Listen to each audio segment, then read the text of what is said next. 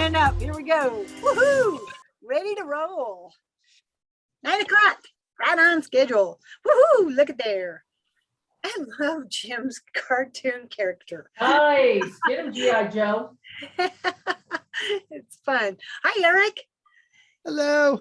Hello, Jim. What are you doing? I thought you were at some group down in Florida. No, the rest of the guys went. I had too much work to do, so I stayed back. But you only get me for about a half hour today because I do have stuff to do.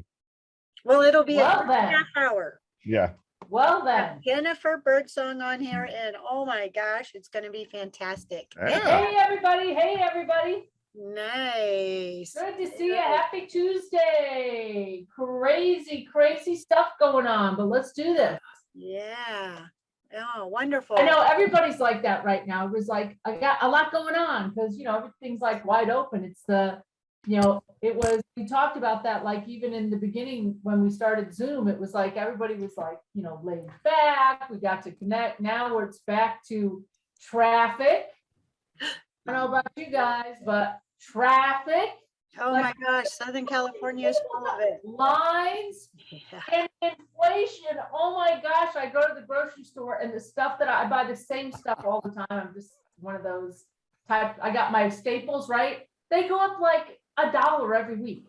Like what? My milk went up like $2. It's like whatever. What can you do? You know what? We'll just make more money because you know what we do? We are in drones and we can make more money. Yeah. That's what I said. Just make more money. Ain't nobody got time for inflation. Hi, Parker. Who's with me? Come on, let's make more money. Kim's fired up. Always. That's why we got into drones. All right. So That's my Tuesday chant/rant. It's your rally call. there you go. Oh yeah. I know somebody emailed me and they're like, yeah, I apologize for not getting back to you. We had a blowout in the house, major repairs. I'm like, sounds expensive. Let's just go make some more money. There you go. And have fun while we're doing it, right? But it's also about being safe. And isn't that the perfect segue, right? So with that, I do have a quick announcement that I do want to make. As far as, I don't know, I'm assuming everyone here is a Women in Drones member, and we greatly appreciate all the support that you've always shown. If you're not, we encourage you to become a member or reach out, bring people in and show them the benefits of being a member. And I am going to share, if you're not on social media, and I know some people are like Facebook, not Facebook and all that, but there's the Facebook page. There's going to be a lot of posts coming through there that kind of tell you about current events, different things that are happening. Great safe place to just reach out and be a network and community. And so now I am actually going to circle back to that topic of safety, right? I'm huge on safety. I know Jim is because he's on the San Diego Fest team with me. And so what a perfect opportunity to have Jennifer Birdsong with us today. And she's going to be sharing about the safety aspects of things. And I'm going to let someone in really quick. So I'm going to segue over and go ahead and let Jennifer take over. And she is the Chief Operating Officer at Airavat Solutions, and she's going to share about safety management systems. Jennifer, thank you for joining us on the Coffee Connection. Hi, Jen. Jen's going to bring it. Hey. All right. All right. Navigate over. I'm going to share my screen. There we go. There we go. So Jennifer has been on our Coffee Connection, just supporting us for so long, and it's super exciting to actually have you here, Jennifer. And Jennifer's a wealth of knowledge. I mean, she's been in aviation. How long have you been in aviation, Jen? 22 years. Yeah, you don't even. So she got involved when she was like 2. Oh my God, There you go. natural born aviator. I don't think you were carrying the numbers right on that map, but Don't change it. Yeah. if that works for you, that works for me just fine. All right. Okay, We're I not am Jennifer Birdsong. I will tell you, I'm a business student. I am also the CEO of Airavat Business Solutions. So when I introduce myself a lot, I talk about that I work a lot with your business on the stuff that is on the ground. And a lot of times it's the things that you don't think about. And we're just talking about growing your business. And that's a lot where our company comes into play. So it's a lot about like your social media and your marketing and your setup at a trade show. So it's kind of the things, maybe if you just are really interested in flying, there's a lot of things that we can do to help grow your business on the ground while you're out getting that business and working your business and doing your flying events and things like that. So we are really around the aviation business, both manned and unmanned, primarily unmanned, but we do have a lot of capacity and capability in manned aviation, which does come in handy as we talk about safety management systems, because of course this grew out of manned aviation and is now very, very important. If you want to grow your business and if you want to like jump over into ag spray, which is becoming quite a big business in unmanned aviation, you really need to get a safety management system in place. And to do that, this is a really great conversation that we're going to have today. So as we get started, I need to talk about, before we get started, I need to find my cursor. And we have to make sure you're doing a screen share because it's not sharing yet. It's not sharing. Okay. But you look great. How I think I did that. I clicked that little button. I clicked that. I did that. Oh, it's looking better now. So we see the whole presentation, not presentation view yet. There we go. You're looking good. All right, here we go. Okay, so the first thing we need to talk about is management systems. And so if you've ever taken a business course or read a business book of the 90s or the early 2000s, there was a lot of talk about management systems. And management systems is about managing systems. This is about managing your business. This is really about letting other businesses know that your business is sitting on a solid foundation. And the reason this is so important, especially in the early 90s and in the 2000s and even today, is how does a business in Australia know that a business in the United States is doing what they say that they're going to do? So if your business has adopted ASTM standards, which ASTM is really great, they have a lot of unmanned standards that you can adopt. They're very inexpensive. If you haven't kind of looked at what they're doing, I encourage you to go out and look at them. They've got agricultural and a lot of industries that are represented on women in drones, as well as drone standards. So if you haven't looked at them, I encourage you to go out and look at some of the ASTM standards. So how does a business in Australia or China or India know that a US business is upholding their standards? If you don't have some sort of auditing practice in place, if you don't have some sort of meetings, if you don't have some sort of reporting metrics, if you're not really following anything, how does that business know that they can trust that you're a business of quality? And so this is what management systems really does for your business. So if you can say that I have a management system in place and I have standards that I follow and I have some sort of quality system that I manage my business by, you can have a company like ISO, which is that other brand that's up there, come in and audit your business and give you sort of that stamp of approval. And so if you know, good housekeeping seal of approval is what we used to always kind of jokingly say was that quality seal of approval. Well, ISO sort of represents that quality system of approval. There are many, many standards that you can adopt ASTM wise, and there are many, many auditing systems that you can adopt to come in and audit your company, to look at it and say they do have quality standards in place. And what this allows you to do is, from one company to another, you guys can now trust that you have quality systems in place, you're operating a well-functioning management system, and now you can just go out and basically just do your job, do your business. And so whether you're a company of one or whether you're a company of 1,000 or 10,000, you have these management systems in place that let others know, your company is being well managed and functioning properly.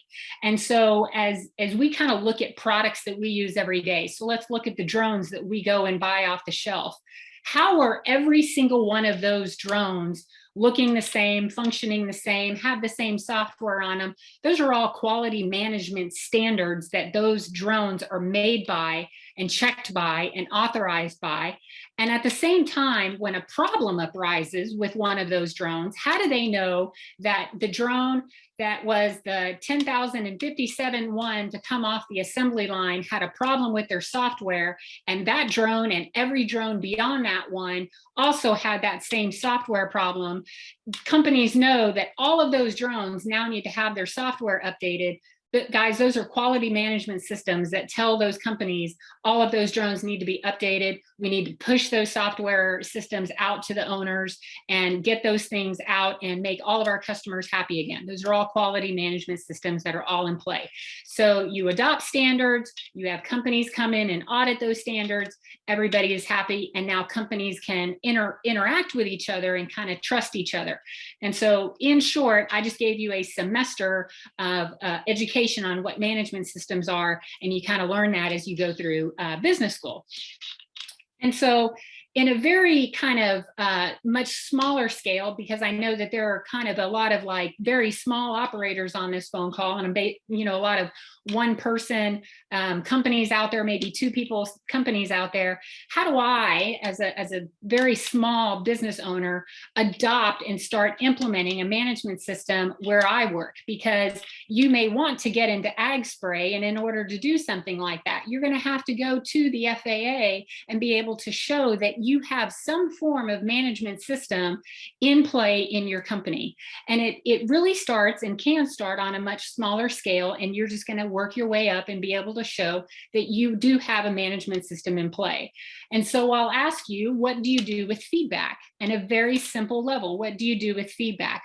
When a customer tells you, I really like the way you welcome me when I came into work today, you were just in a really great mood and it really got the day started off to a great start.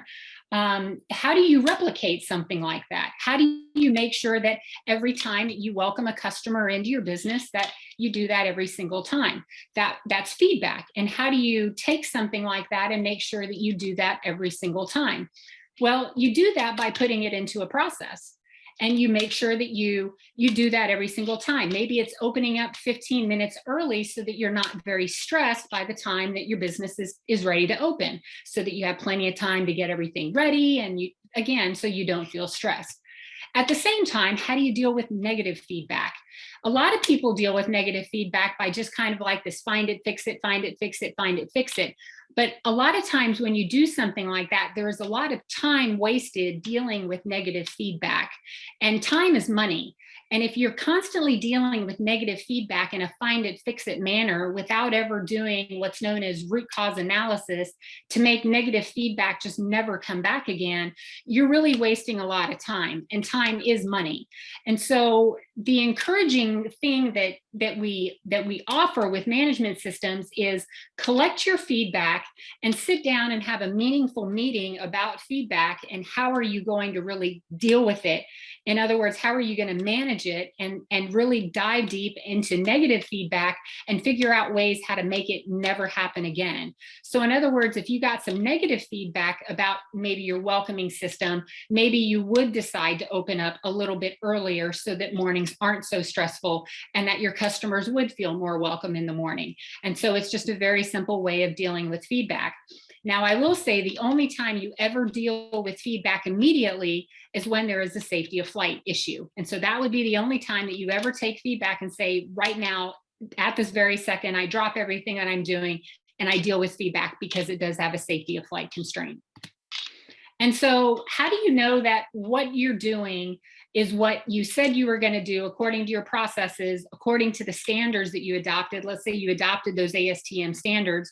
Well, you do some informal audits. You follow your people around and you watch what they're doing and you make sure that they're adhering to those. And you kind of make your audits so, common that people know that they're coming. They don't mind being observed. A lot of people will tell you that they actually feel cared about when management decides to come in and watch what they're doing. They actually feel like management kind of gives a crap. And so, if management cares, it makes me want to do my job better. And when I want to do my job better, it makes everybody around me want to do my job better. So when audits are performed, it's not really looked at as a negative thing or like management is checking up on me. It's actually like my boss cares about me and my boss cares about this company. And so I'm going to do my job well. And so people want to do their job better. And so audits are not really ever looked at as a negative thing. It's always looked at as a very positive thing. But you take those audit findings and then you're going to sit down and talk about it at a management review meeting. And now this is going to be like your quarterly meeting where you talk about finances and how your company is doing. But you also have kind of a look back from your last management meeting to this management meeting. How are things going? What kind of things have you noticed are going very well in your company and things that you would like to continue and move forward with? What things are not going so well and what kind of things are you going to improve upon, set goals for, and improve on your business? Okay, and so these management systems are things that when you want to go forward with any NEA, they want to see your company is looking at continuous improvement. They want to see that you're taking feedback and you're putting them in processes and you're conducting meetings and you're always looking at your business and you're doing audits, both internal, external, formal, and informal, but that you're always looking for ways to continuously improve. And so we have these management system protocols in place, and they can be as big or as small as you want them to be. They're completely scalable for small businesses, very large businesses, and everything in between. But once you have a robust management system in place and your business is functioning according to one, now is the time that we can put a safety protocol in place. And so now we attach a safety management system in place, and now we have safety on a continuous improvement engine. And this is where things get really kind of cool. So a safety management system, according to the FAA, is a formal, top-down, organization-wide approach to managing safety risk and assuring the effectiveness of safety risk controls. It's a pretty fancy definition, but it does come directly from the FAA. So let's break it down a little bit. Formal, all that means is it's written down.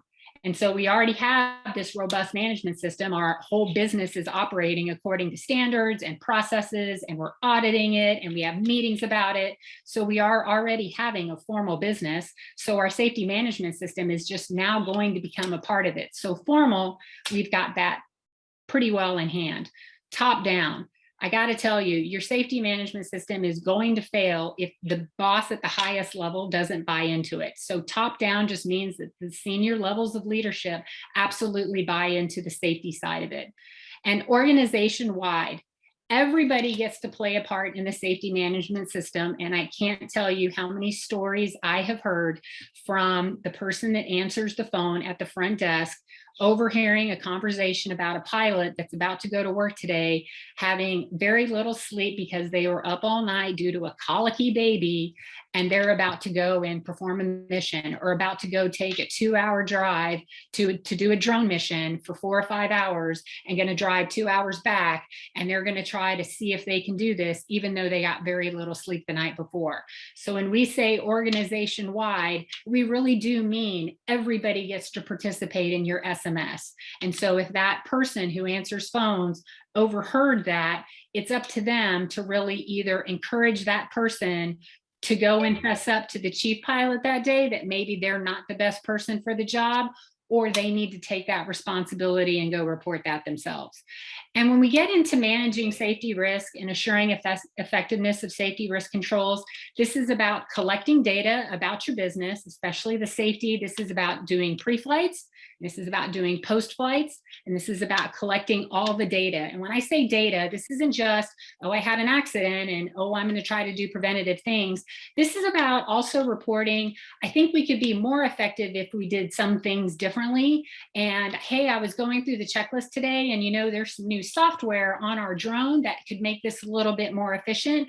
This is about really looking at things on every time you go out and fly and looking for ways to be more effective, and then reporting that, so that when you do sit down and have meetings, you have good data collection that you can always look at and look at ways to get better. So when we talk about managing safety risk and safety risk controls, this is a lot about looking at data and looking for ways to get better. better. And so there's a very common quote in business. It says, hope is not a business strategy. And I'm going to tell you that hope is also not a safety strategy. So if you take off every single day and hope that your drone comes back in one piece, safety management systems is probably a really good thing for you. So there are 4 basic parts to every safety management system. Write a safety policy. This is very simple, very straightforward safety policy. Risk mitigation strategies, and I can't wait to talk to you about this one. Safety assurance, which is about data collection and what you're going to do with it, and then having fun with it and safety promoting in your company. There's 4 basic parts of every safety management system. So a safety policy. So if you're sitting at your computer right now, go ahead and screen grab this one, because you could just borrow this safety policy and edit it accordingly. And you can have your safety policy before this call is over if you really wanted to. But a minimum standard for any good safety policy is one that top level leadership really does need to buy into it. So much so as soon as you write your safety policy, they really should sign it and say, this is according to me. I agree with this, and this is something we're going to implement. And then you should really cite some examples of how your company is really going forward with this safety policy. And so meeting all the regulations, your folks have the training and the equipment they need to be successful. Our employees work in a non-punitive hazard reporting environment. That's a really important phrase to have in a safety policy. You're not going to get fired because your baby was up all night, you know, and you're tired today. That's not a reason to fire somebody for coming forward and saying, I don't think I can do this mission today. Can somebody else help me with it? Or can I be the VO today and not be the one flying at the controls? That's no reason for somebody to get fired. That's actually a reason for somebody to be like put in charge or promoted.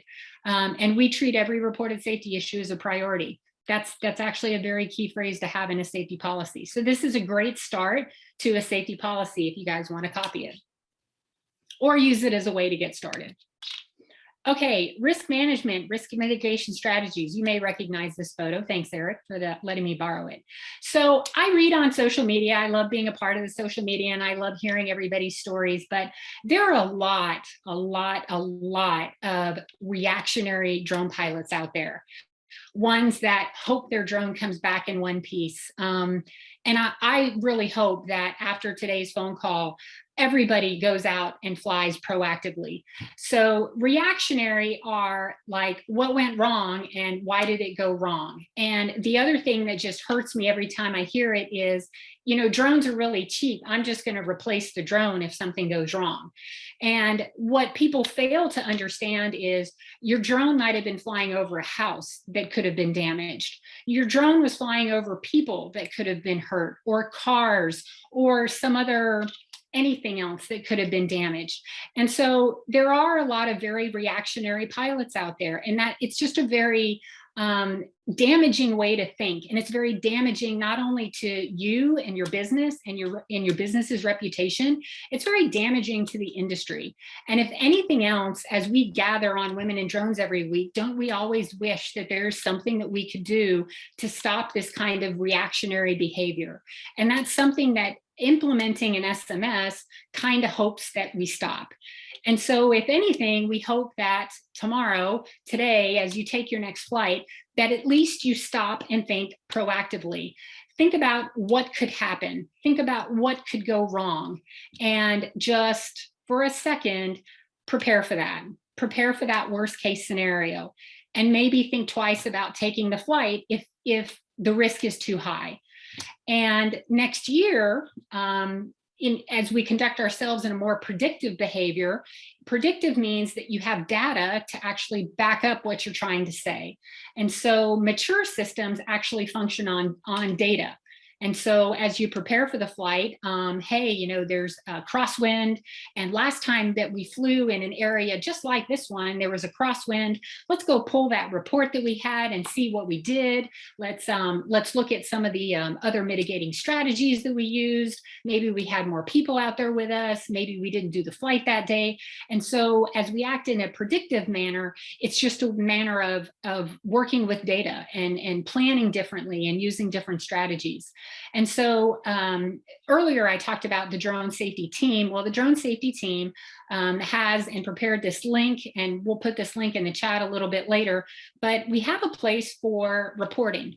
So it's about reporting incidents that happen to you, and just there's a laundry list of links that you can look at of incidents and accidents that happen to other people that you can read about, and things that might help you prepare just for your next flight. But if anything, I just hope that we stop the reactionary behavior and we start working towards proactive behavior. And then hopefully one day we're all acting in a predictive sort of manner. And so the next thing that you do is you have all this data. Now what do you do with it? Well, data not only comes from the flights that you've taken, but there's a laundry list of things that you look at. It's maintenance reports, it's hazards reports, it's feedback, not only from your own company, but hey, listen to all these incidences that other people are talking about. And every time you get on this phone call and everything you hear about the industry, and there's so many ways that data that incidences and accidents and all this data that you can collect. It's really about looking at all of it and ways that you want to change your behavior or ways you want to look at your flight differently. And so this Plan, Do, Check, Act is a very popular way of looking at data and how are you going to behave differently. You can Google it and learn all about it. So I'm not going to get really into it today because we could be here forever, but it's just a way of looking at data and planning differently. And so lastly, safety promotion. This is really where you can have a lot of fun with SMS in your company. Obviously, you talk about it, you can do training around it, you can do sort of banners and posters and do a weekly email about it, but it's just really a way to kind of have fun with SMS around your workplace.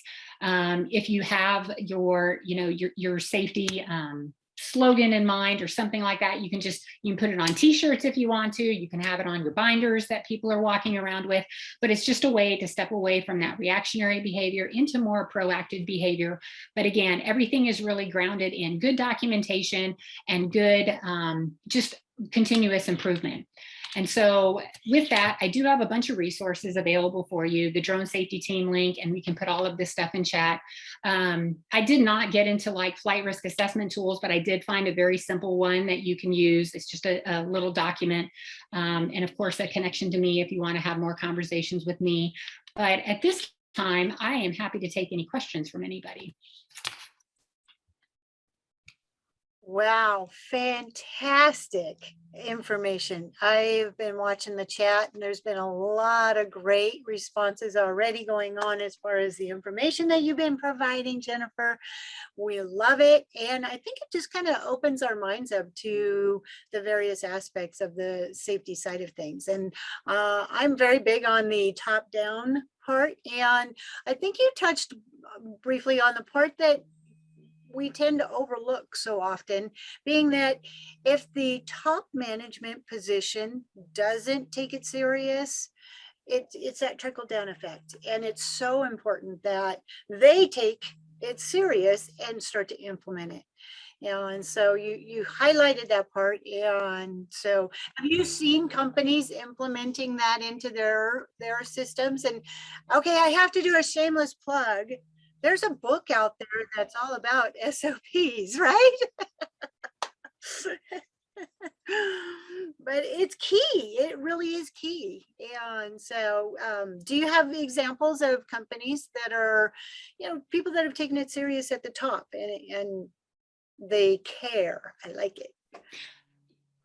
So the companies that take it seriously are the companies that are winning at drones, the companies that are getting the bids, the companies that are progressing further. So the ones that are able to do the ag spray, like it's a popular topic right now. And so any company that is able to progress further and further in the industry has a functioning SMS. And I'm kind of here to tell you, you're not going to progress with the FAA if they go into your company and you don't have it. And it's kind of interesting to me when I look at SMS training and they kind of don't have the management system part of it, because you can't just implement an SMS when you don't have good business processes in the first place. It's kind of like building a house. It's kind of like putting the roof on before you have the foundation there. So if you don't have those business processes in place, the SMS has nothing to land on. And so it kind of doesn't work that way. And so folks want to do SMS training and take money for SMS training. And I feel like people will learn from it, but if your business doesn't have a foundation of good business practices in place, again, the regulating authority will go in and they won't see the continual improvement. They won't see the top levels of leadership, buy-in, and you won't win that argument with them. You won't win that next level that you're trying to get to. Yes, agreed. Totally agree. Also, you made a mention of following through, because you could do everything you can to be collecting all this data, this information. You're doing surveys, site surveys, you're following through, but until you actually take that information and implement it and follow through with it, that is a key to it. Do you have suggestions for how a company would follow through and put that out into their network of team? I see a lot of companies that do pre-flights, and I see a lot of companies that don't necessarily do a formal post-flight, documented post-flight. I see a lot where they break down, the day's mission is over and I'm going to break down my drone. I'm going to put all my equipment away. But did you actually talk about it? Talk about it. Talk about that day and what could have gone better, and have that conversation, whether it's with yourself or with your team. Did you actually have that conversation? So I don't see a lot of post-flight data that maybe I should. And so having the post-flight data immediately after the day is so important, because your mind is fresh on what happened. It's not, oh, well, remember last week when we did this, and well, what happened? And, so it's really got to happen when it happened, when it's fresh. And I know you're tired, and I know it's been 6 hours, and but it really does need to happen. So the data has to happen and be collected while it's fresh. And so the part that I see is missing the most is the post-flight part. So just as a reference, how do you recommend a company going through that process? Do you feel that there should be some sort of a form that a team member should have access to? Should it be posted online? Do you have some suggestions for how a company, or how any of us here on our platform here could implement something like that? So so already SMS has been around in manned aviation for so long now that the resources are plentiful. So I did put some resources in my presentation, which I will copy into the chat. But the FAA, the resources are kind of unholy. There's so many of them out there. But to put something on like an iPad or a digital format is very easy to do. And if you already have everything on a digital format, it's a great follow through. But I would just recommend simple checklists. Just simple things like I did it. Oh, I did it, but I've got some comments. That's kind of the best way to do it. So if it's too complicated, it won't get done, is kind of always been sort of the mantra of any good management system. And so you want it to be just as simple as possible and as plain of English as possible. That's always been the mantra of any good management system. And so checklists with, very simple. And if you have to ask a question, if it can be multiple choice, like yes or no, or good, better, best, those are always the best ways to kind of put this together. And again, if you can put it in a digital format because everything else already is, that's always a win.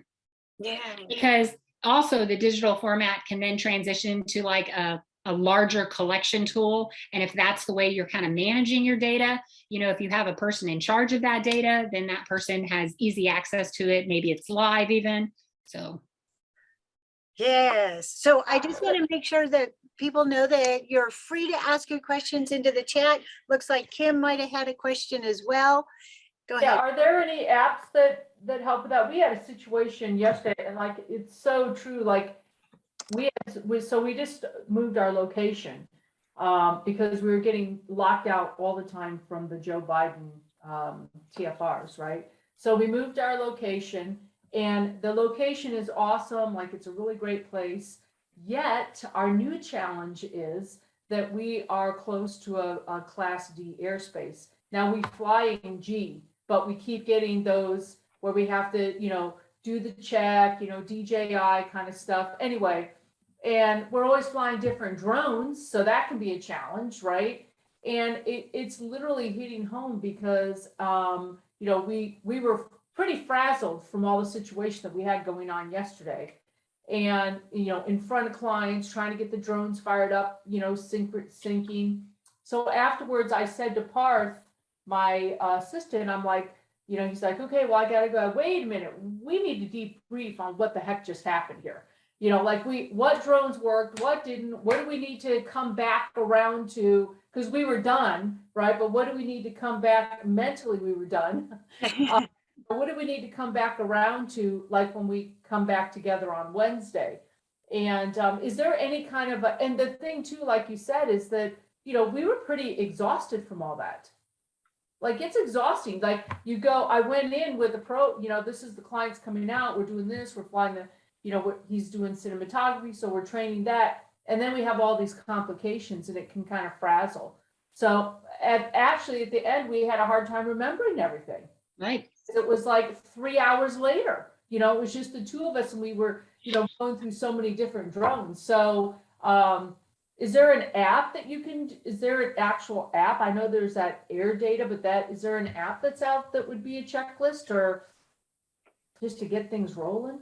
For a flight risk assessment tool or? Yeah.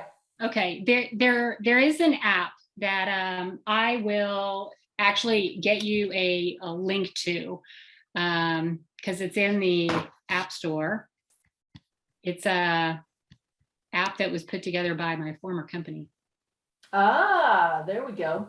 Awesome. So the reason I did put in my resources it's like a 4-question flight risk assessment tool. It's not overwhelming at all. So this other app is a little bit more. There's a little bit more to it, but let me go look it up. Talk amongst I yourselves. feel like it would be like like a good start to get the ball rolling and then start in the app to then start processing in paperwork. Like, that's why I was wondering that. That just sounds like the easiest way for me to get the ball rolling. So Also, Lynn posted something into our chat. That's a great idea, using a microphone. Just record the instant as you go along, blow by blow. Sure, absolutely. Great idea. hey, data is data. The whole idea is get beyond reactive. You understand what I'm saying when I say reactive? Everybody's hoping their drone comes back in one piece. That's what this whole industry needs to get past.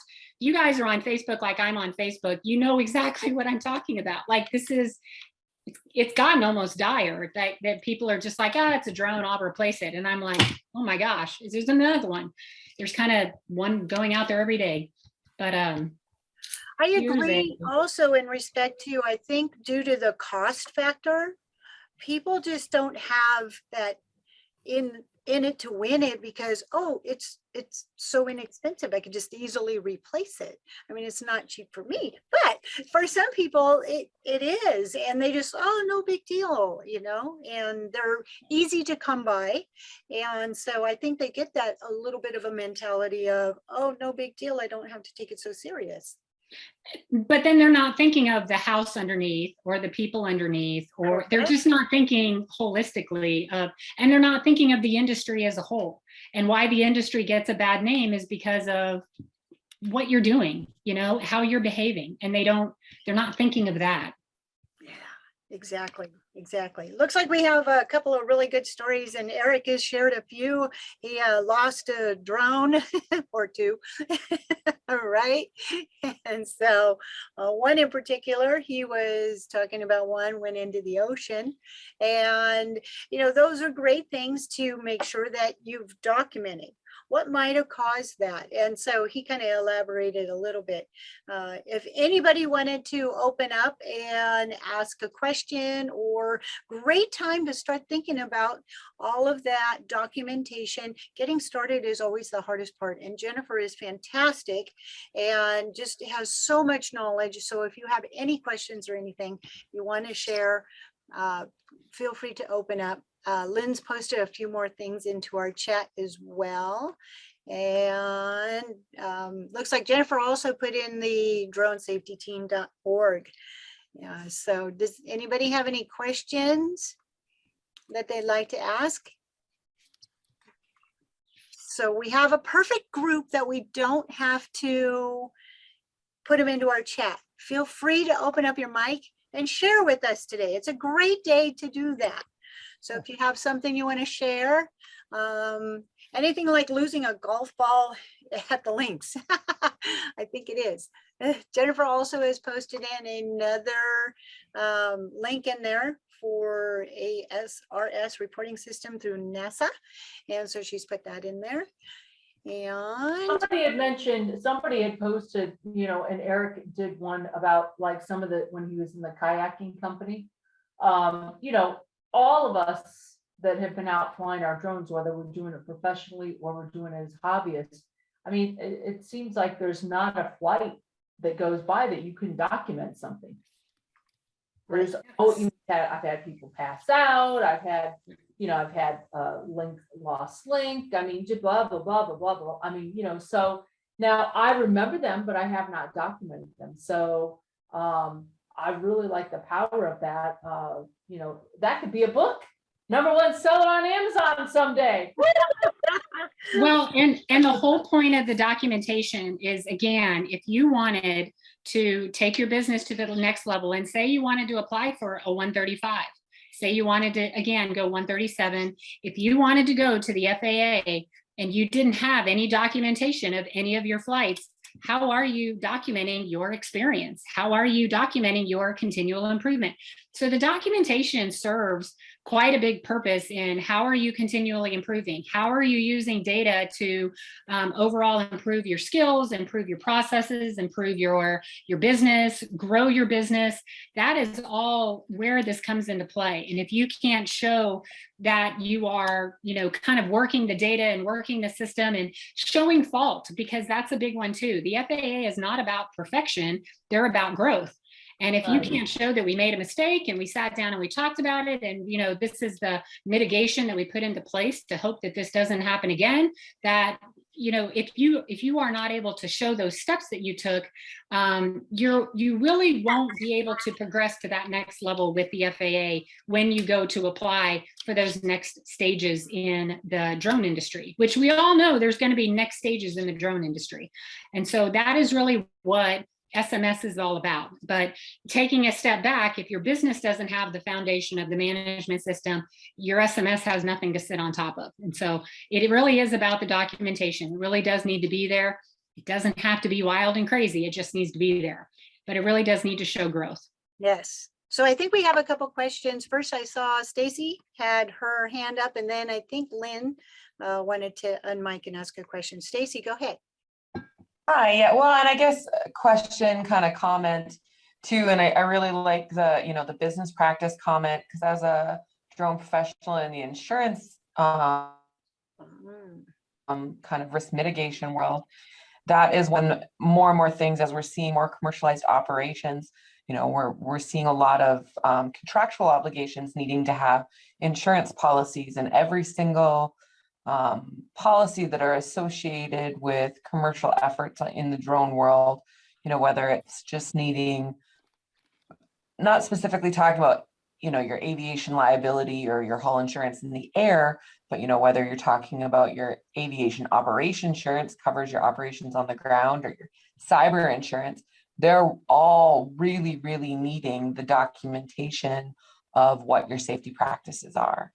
And having something like, you know, a safety management system in process really can help. And it is really starting to affect the rates of what your insurance can cost us. And I mean, don't worry, I'm also boo insurance. Don't get me wrong, I'm not a proponent, but it's a needed in a commercialized effort, for your own business, they really are needed not only for your own safety, but for contractual obligations as well.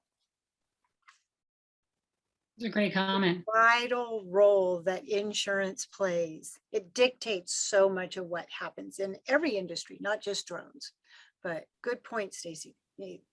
Amazing that it just has such a core to everything we do, and having that documentation and writing documents and writing all that part out. That's a boring part of it, right? I love that part. Oh my God. Okay. Yeah, so Jen, with that in mind, like, you love that part, like, do you have a system that, that you could start, like, assist like smaller companies and, up to bigger companies? I mean, that's a service you offer, correct? It is. And it really does start with feedback. And so we always start with, let's first start with, what are you going to do with your feedback? And that is something that you don't need me to do. Just start collecting your feedback and look at all the sources and ways that you get feedback. You get it verbally, you get it on social media, you get it, through email, and you might, and look at the ways you get feedback. Your vendors might give it to you, your employees give it to you, your customers give it to you, and just start there, start gathering that feedback, and then have a feedback meeting. And what are you going to do with that feedback? Some of it's good, some of it's bad, some of it's neutral. Like when somebody says, good job, thanks. Like, there's not much you can do with a statement like that, right? But when you give surveys to people and they fill them out, what are you doing with them? Are you kind of just, so you want the feedback to have a loop that goes with it. And so I think feedback is a really great loop that you can start with your own company, where you don't need somebody to really help you with. But feedback is a really vital loop that, again, a regulating authority is going to look at and say, how do you handle and manage feedback? Because they even want to know, if I give you feedback, what happens to it? Does it go into a black hole, or do you manage it somehow? And does it come out the other end with a protocol in place or some sort of management oversight? And so I believe feedback is one of those things that you can actually do yourself. And I agree. Lynn posted in there, ask them also what they liked best. So feedback can be positive and negative, because you can build on the positive aspects as well. Yeah. And start to implement those. So Eric. Yes, when I'm listening to this, I'm realizing that Jennifer provides a service that a lot of people would like, because a lot of people just want to do some aspect of the job, which is probably flying, planning the missions, doing things like that. Jennifer, how much would it cost? Do you have levels of involvement with businesses? And if so, what's a rough ballpark estimate of how much it would cost? And I'm just going to say, ahead of whatever she says, my guess is that you're going to make that back quite quickly with getting easier permits, perhaps lower insurance costs, and having a level of credibility that you wouldn't have without it. So with that, Jennifer, what would be an average cost kind of to get going? It varies on the industry that you're in. It varies on, is it something that we need to be on site for, or is it something that we can do on the phone?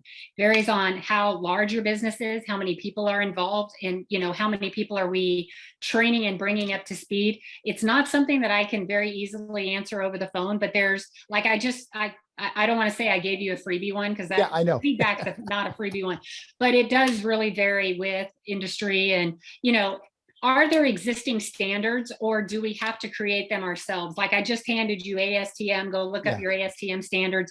Some ASTM standards are $40. Some of them come in packages for like $300. So ASTM is very affordable if you want to follow ASTM standards.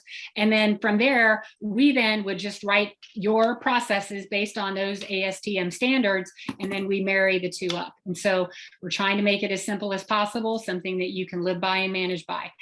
It would probably be a daily rate accordingly, because that's kind of how we would function. But it does matter on who you are, what you are, how many people we're talking about. Yeah. Sure. Okay, great. Thank you. But that's how we would charge. That's how we bill when we do something like this. Okay, good. Thank you. So Jen, do you feel that, what about people that just, just fly for themselves, just are having fun flying and, kind of, putting their toe in the water of, is this something I could do for a business kind of stuff? Like, what would your recommendation be for them? Because I do believe that how you do one thing is how you do everything.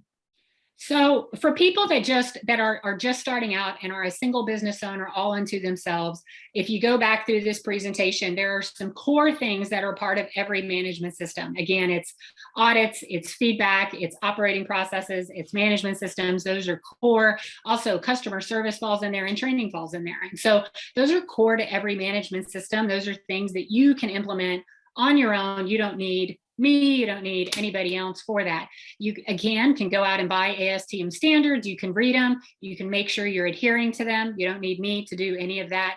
But where you would then want to have me come into play is when managing that becomes all you're doing and you're almost not able to do flying and your job and your business. But when you're a small business, you just want to be on solid ground. You just want to move forward at some sort of, you just want to have some sort of standard that you're some sort of lane that you're swimming in, I guess. When we talk about taking in feedback, you want to listen to what your customer is saying, because if you're not, then what kind of service are you really delivering? Is it what the customer wants, or is it what you want? And there's got to be some balance in that. And so all that we're really trying to say is, when we're talking about functioning according to some processes and some protocol, is just having your business not solving the same problem 100 times, but solve that problem one time, and then you're not doing it over and over again. And that's really what we say when we say, let's root cause solve some of these problems, and then you're not solving them over and over again. And that's kind of what listening to, that's what taking the time to solve feedback really does for a business versus, just kind of finding and fixing every problem as it comes in. And so when you're a company of just like one person or two people or just starting out, it does make good sense to have some processes in place, but we're talking about 4 or 5, not 10 or 15. And Jen, you're totally convicting me. Yeah. And Keep keep around safety people, and I'm not one of them. It's really, where do you want to go? Myself surrounded around them. I hope everybody that launched a business had a 5-year plan. What was your plan? Where did you want to go? And for some people, that plan always was, I just want to do this. I didn't want to grow. There are some people that say that, but then there are some people that said, I want to do it all. And so if you were one of those people, having an SMS really does make sense, because if you're ever going to have a conversation with a regulating authority, they might not come out and say, show me your SMS, but by George, they're going to go looking for it. Yeah. Well, and so not making excuses, but like when I first got into drones, I got my Part 107 within the first 2 weeks that it came out. There wasn't a lot. And then I've just been growing my business. And so, I think about, we are safe, and I think about it, but then like when I met Desi through the COVID, when we decided to start hanging out a little more, and I knew nothing about UAVSI, whatever that is. I didn't really, I'm just working my business and growing it. So I am feeling this, like it's not too late, like now is the time more than ever. It's not too big. It's not too small. We're starting to move forward. But ever since I met Desi, I'm like, oh, I know somebody in safety, and I am safe, but I haven't gotten to that point. So, and I feel like there's a lot of people like me, and like you speaking is just this huge awareness of, I know for me, documenting things, like, because I was a startup and I had an investor and everything. One thing that was really powerful with the program that I was in for the first 3 years is that every quarter I had to write out a quarterly report. And there's just nothing, there's nothing that takes the place of documentation, right? So like I'd have to write what happened this past quarter, where my growth was, where I need to work on, and then my projections. And I got to tell you, every single time I wrote my projections down, I met them and exceeded them each quarter. And then by the end of the year, so the power of writing things down. We all know that, whether it's our goal, as an inspirational speaker, I'd say, how many people write down their goals? And like most people don't write down their goals, and then they wonder why they don't reach it, or they cut out of sight, out of mind. Mhm. They focus on expand. So yeah, I mean, this definitely would assist people to focus on problem solving and learning, even just from the last. If you write things down, I guess this is what I was talking You about. accountable. If I write things down, I don't have to remember them. Right? True. Like, think about that. If I write things down, he's like, Kim, just write it down and then you don't have to remember it. That way the brain isn't always in a state of overwhelm. So that's the power of writing things down. I think it makes people accountable. It is. It's You write it accountability, but down and also make you sure don't it's have to accountable. remember, and then you can just, because you dumped it out of your brain. Right. And Oh. circling back to what Jennifer said, when they sign it, that this is what we are going to be implementing. And when somebody actually puts a signature to it, that just makes them feel accountable to it. Yeah. And so, And then when people are watched, when you're observing, you care, like this matters. Right. It does, it matters. And so those audits are equally important because it just means that it's important. You care.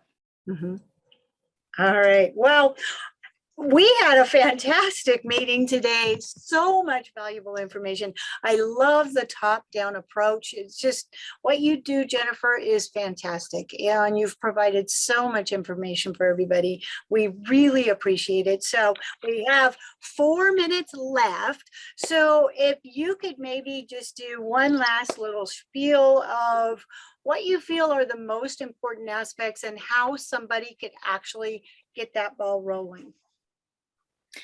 I would just hope that everybody leaves this call not being a reactive pilot. If you were a reactive pilot, just, make a statement out loud to yourself, I'm a reactive pilot, and just let it go in the wind. And tomorrow, just quit being a reactive pilot. Everybody just be proactive. And if you have never documented anything in your life before, maybe start something, maybe take in some feedback and use it to your advantage or to your disadvantage. But the most important thing that everybody on this phone call can do for me is quit being reactive, and maybe get your friends to quit being reactive, and maybe get their friends to quit being reactive, and maybe explain why. Maybe that could be the takeaway from today.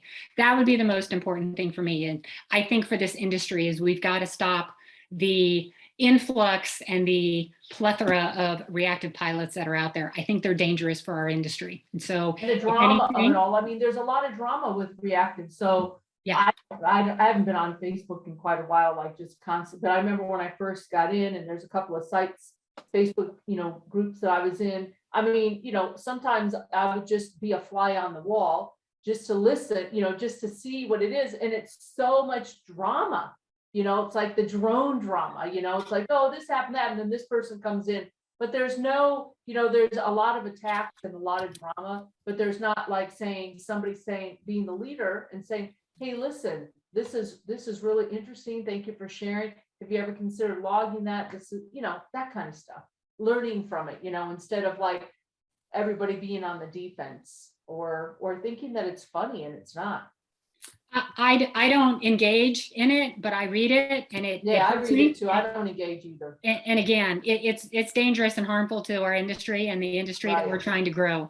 But I'm just, as everybody on this phone call who's a business owner, if you want to take your business to the next level and you ever have to go and approach a National Aviation Authority, whether it's the FAA or one in a country that you're in, they are all going to be looking for a safety management system.